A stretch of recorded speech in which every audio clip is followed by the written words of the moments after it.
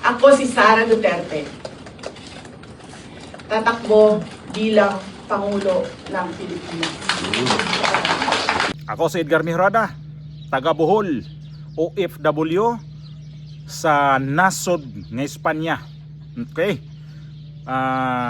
Napanood ko itong reaction din nitong abogadong si Neil Abayon, Attorney Neil Abayon. Dati ho itong party list congressman, kung hindi ko nagkakamali. Nagiging congressman ito si Attorney Neil Abayon. Ngayon, meron siyang YouTube channel at ang ganda kanyang, lagi ko itong pinapanood ang kanyang mga komentaryo tungkol ho dito sa nakikita niya ngayon sa mga, hindi lang dito sa impeachment ni VP Sara. Ano ba maganda dito? Ilabas ko na itong kanyang mga sinasabi. Okay, so good day my fellow taong bayan, mga Kasimor, at ngayon po mag-discuss lang tayo ng case update sa 2026 impeachment case po ni Vice President Sara Duterte because as of 4:30 PM today, March 16, 2026, according to Representative Terry Ridon, ay nag-file po ng consolidated answer ad cautelam si VP Sara. Okay, so official na po na nag-file siya ng answer talaga. And yung last po kasing balita dito is ito, mamaya i-discuss natin itong mga surveys. Okay, so anyway po, going back, ang last pong balita kasi dito ay medyo nang-aasar pa si VP Sara nung tinanong siya nung press kung magfa-file ba siya. Sabi niya mag-antay na lang daw yung House kung magfa-file nga siya ng answer. Okay, so anyway po, official na nga as of 4:30 na file na talaga yung answer ad cautelam. So for today's video po, unang-una i-discuss ko kung ano yung posibleng next steps sa mangyari sa kaso ni VP Sara, ano ba tong answer ad cautelam, and then magdi-discuss din po tayo ng mga interesting legal questions dito sa case niya kasi one of the allegations dito ay nakatanggap daw po ng maleta, 'di ba, yung mga members of Committee on Justice. But please take note po, allegations lang 'yon. Pero nevertheless po, para maging interesting yung discussion, explain ko po sa inyo kung ano yung mga pwedeng mangyari kung sa ganung case ay ma-establish talaga at ma-prove na nakatanggap nga ng maleta yung Committee on Justice. Kung ano po yung pwedeng legal remedies ng respondent sa impeachment case at kung pwede ba magkaroon ng criminal liability yung mga members ng Committee on Justice kung mapatunayan talaga na nagkaroon nga ng bigayan ng maleta. Okay, and aside from that po, ito i-discuss ko lang din kasi as of the first quarter 2026 survey ng Pulse Asia, 54% of Filipinos trust VP Duterte. So in impeachment po, 'di ba, tatandaan natin, one of the grounds is betrayal of public trust. So paano to ngayon dito considering na 54% or majority ay may tiwala pa kay VP Sara? Kung pwede ba to gamitin yung mga surveys as basis or as a defense dun sa betrayal of public trust na ground for impeachment. Okay, so yan po ang magiging discussion natin for today. So for the 2026 impeachment case po against VP Sara Duterte ay nasa 5th stage na po tayo, pang-limang stage, kasi kung titingnan po natin yung rules of procedure in impeachment proceedings ng HOR. So before we start po, i-clarify ko lang din kasi 19 Congress pa yung nakalagay dito, so baka po ma-confuse kayo. Pero like what I've always explained, ito lang kasi yung nasa HOR website, itong rules na to. Therefore, inadapt to siya most likely ng HOR, itong 19 Congress rules na to. Okay, so hopefully klaro po yan. Okay, so anyway po, going back, kaya ako po nasabing 5th stage because number 1, yung pinakauna is of course this one, yung initiating an impeachment complaint. Yung pag-file po ng mga respondents. And then after po kasi niyan, i-refer yan to the Committee on Justice. Una, ilalagay muna sa calendar of business, then sa Committee on Justice. So yun po yung second stage. And then after po nun, of course, i-determine na ngayon ng Committee on Justice proper kung whether or not sufficient in form ba yung complaint, and then kung whether or not sufficient in substance. So ito pong sufficiency in form is number 3 and the substance is the number 4. So kung makita po nyo, tapos na yung 4 stages. So yung last video po natin hanggang dito tayo, diba, sa sufficiency in substance. So of course, after this, nandito na tayo ngayon, notice to respondents and time to plead. This is the stage po ngayon, yung pang-5 na nag-answer si VP Sara. Okay, so kung makita po nyo, nakalagay dito, within 10 days from receipt of notice thereof and serve a copy of answer to the complainant. So 10 days from the order ng HOR, kailangan mag-file ng answer, which is today yung last day, March 16. Actually, yung last day po is March 14 kasi March 4 po, di ba, yung last hearing nila. Pero yung March 14 po ay weekend. So, mamumove po yan to the next working day. Okay, so kaya po naging March 16 ang deadline. So, since si VP Sara na po filed her answer, ang next na niyan is yung reply. So, hindi pala tayo sa 5th stage, nasa 6th stage na po pala tayo ng impeachment complaint kasi yung next step ay kung whether or not magfa-file ba ng reply yung complainants yan. Within 3 days from receipt of the answer, the complainant may file a reply serving a copy thereof, so on, and so forth. Okay, and then after nun, yung respondent may file pa a rejoinder. So yung reply is sagot to the answer, then yung rejoinder po ay sagot sa reply nung complainant. Okay? So ngayon, ang next question naman po natin, ano ibig sabihin ng ad cautelam? Kasi yung final po ni VP is not simply an ordinary answer, kundi an answer ad cautelam. Okay? So when you say ad cautelam, that is simply as a matter of caution. Yung translation po, ibig sabihin yan. So legally, ang epekto lang po niyan, kahit na nag-answer dito si VP Sara sa impeachment case niya sa HOR level, ay ginawa niya yon as a matter of caution kasi dinirect siya. Therefore, ayaw niya ma-waive yung right niya na mag-file ng answer.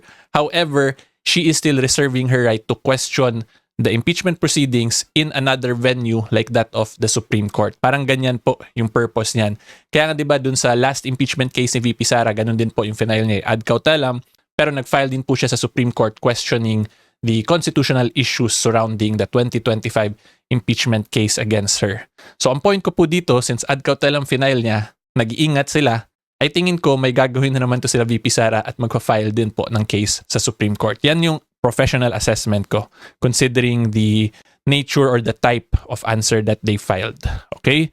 So ngayon po ang next interesting question natin. Let's say hindi po nag-file ng answer si VP Sara. Ano yung magiging epekto nun? Magiging totoo ba lahat ng allegation sa complaint? Okay, pero tandaan po natin, this is for educational purposes lang kasi nag-file naman po si VP Sara talaga ng complaint. Nevertheless, i-discuss ko lang din po kasi interesting din eh. Okay, so ang sagot po dyan ay hindi magiging totoo yung lahat ng allegation sa complaint because nakalagay din po yan sa rules nila, Section 6. Ang mangyayari po ngayon, it is equivalent to the respondent to have interposed a general denial to the complaint. So when you say general denial to the complaint, ang epekto lang po niyan ay parang sinabi lang po ng respondent ni VP Sara na hindi totoo yan, lahat ng sinabi nila, pero without a specific explanation per allegation. Okay, so yan lang po ang general denial. And then yung next lang din po nating maganda i-take note is this one. Notwithstanding all the foregoing, failure to file an answer will not preclude the respondent from presenting evidence to support the defenses. So pwede pa rin siya mag-present ng evidence, kaya medyo magulo din tong rules actually ng House of Representatives kung ako po ang tatanungin ninyo. Okay, so yan po ang mangyayari. Pero of course, after that, magtutuloy-tuloy na yan, papagbotohan po ng Committee on Justice. Initially, yung findings sila based on the complaint affidavit, the answer, kung wala answer, yung general denial. So malinaw na itong impeachment ni VP Sara, o dito muna tayo sa mga impeachment ngayon ha, kasi ito ngayon ang mainit na topic sa mga balita ngayon sa impeachment ni VP Sara. Kasi ngayon nasimula na at ito na ngayon pilit talaga nilang i-impeach itong Vice Presidente. Ngayon, may nakikita itong si Neil Abayon na mukhang questionable na naman itong ginagawa nila ngayon. Tama pala yung isang abogado, no? Nung na-vlog kong isang yun, no? Na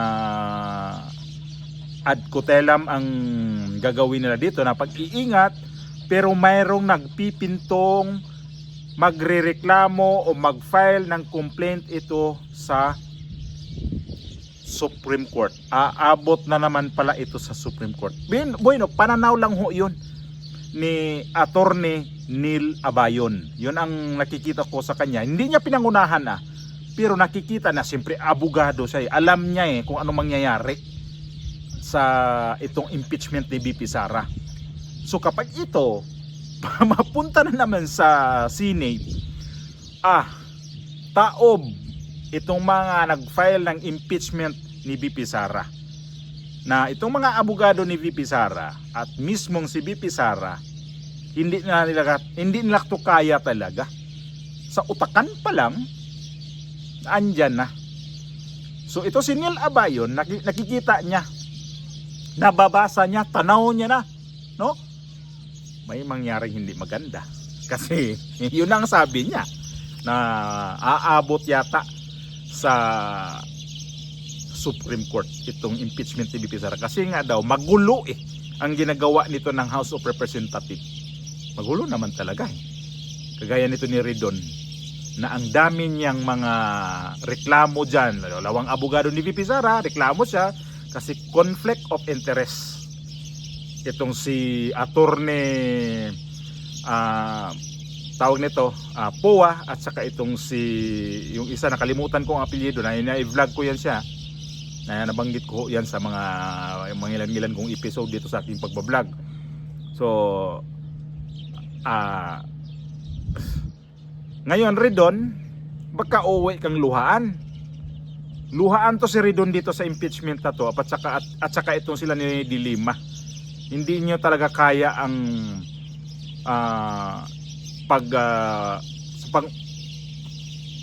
sa strategy ba ni VP Sara.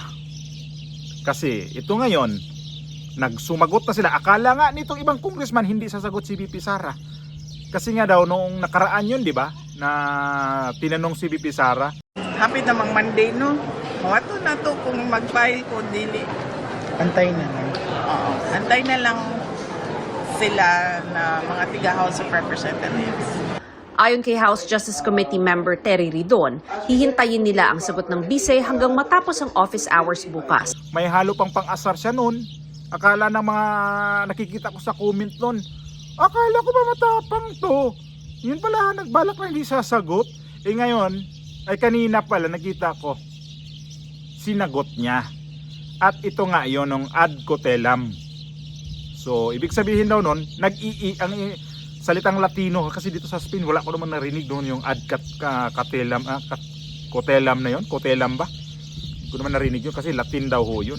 Eh, Latin kasi at saka mga dito salita may mga kahawig kasi. Pero wala ko narinig niya yung ad cotellam na yon. So, paano to? Yung pasiuna pa lang ho yung sagot.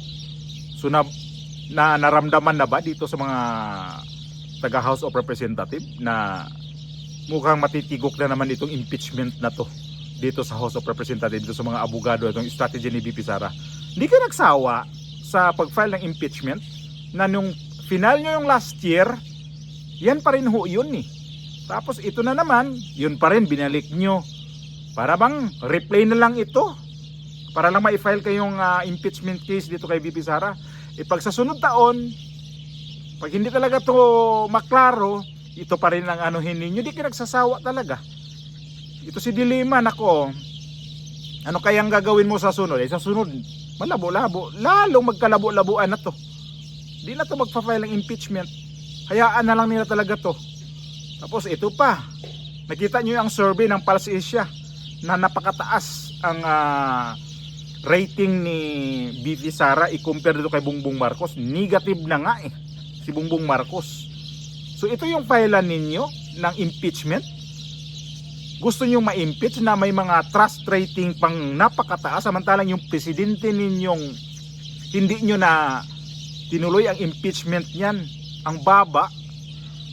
Yun, may nakita nga yung depensa ni VP Sara eh, na hindi doon nagkatugma doon sa ginawa ninyang impeachment kay Bongbong Marcos, kasi halos magkahawig lang din naman ang ibang complaint doon eh. Eh ngayon, doon kinuhaan ng butas yung discrepancy dito sa itong ginawa ng mga abogado ni VP Sara. Ang talino, no? Dot. Mapakanta ka na lang dito nga itong mga abogado ni VP Sara ba na sobrang talino talaga. Tapos yung iba pa dyan, saan daw pang bayad si VP Sara sa mga abogado na yan? Kasi ang ano daw yan, mga kilala daw ho yan. Pinoproblema nyo pa yan. Ano problema ninyo kung saan kumuha ng pangbayad ng abogado itong si VP Sara? I-abogada yan. I-abogado din yung asawa niya, biyanan niya. Yung tatay nito, si Pangulong Duterte, abogado din. Mga kaibigan nila, mga abogado. Wala ba silang ano dyan? O sige, voluntaryo kami ho niyan. Hindi na kailangan na magbabayad ka pa sa amin. May mga ganun, di ba? Na kahit pang anong profession mo, manglilibre ka. Lalo itong nangyari ngayon kay VP Sara, na makikita ngayon sa mga itong mga abogado na to na ano bang nangyari dyan? I-impeach ka tapos iyan lang yung kaso. Nabanggit pa nga ni VP Sara eh. Kung sino man nagsulat niyan ng impeachment sa akin na abogado, dapat turuan ko pa siya eh kung anong dapat gawin. Imagine nyo yun. Alam niya na mahina talaga ang kanyang hinaharap na impeachment.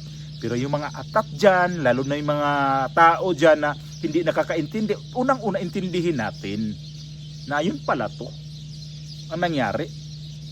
Ito pala yun na nangyari do sa impeachment ni VP Sara. Hindi pala to dapat talaga basta-basta ma-impeach, kasi itong mga recycled na to na mga impeachment case, na nandyan ngayon sa House of Representatives na sinagot na kanina. So, anong gagawin yan? Luhaan na naman kayo. Tuloy-tuloy na naman ang inyong pag-iyak dito ngayon. Sigurado si Ridon, magganyan na naman ang ilong nito sa kaka-Ingles. Kasi nga, sabihin na naman sa mga mga kritiko ni BP Sara, akala ko matapang, akala ko ba lus-lus ninyo. Matapang nga yan eh. Kaya lang, yung pag-file ng impeachment ng dito, sa kung saan ako sumuporta ngayon, kita nyo to, bobo kasi kayo eh. Galingan nyo kasi. Kasi ayun na nga ngayon eh. Ilang congressman na nga dyan na hindi na susuportahan ho yan. Tingnan natin sa mga magsagsaga na sa mga mga ebidensya kung ano ba talaga ang laman dyan. Kung mahina yan, di sigurado wala na kaya aantayin yan. Ang yan, basurahan. Sa Espanyol pa, papilera. Ibig sabihin ng papilera, basurahan ang punta ng impeachment na yan. So walang duda, ang impeachment na yan, nakikita na ni Attorney Abayon, Neil Abayon, makarating sa Supreme Court yan. Doon na naman sa Supreme Court yung habulin ho yan. At nanginginig na kayo sa inis dito kay BP Sara. So saludo po Neil Abayon sa inyong tawag dito, sa inyong testimonya ba, sa iyong paggawa nitong nalinawan kami nito sa inyong explanation na ginawa. So saludo po ako dito kay Neil Abayon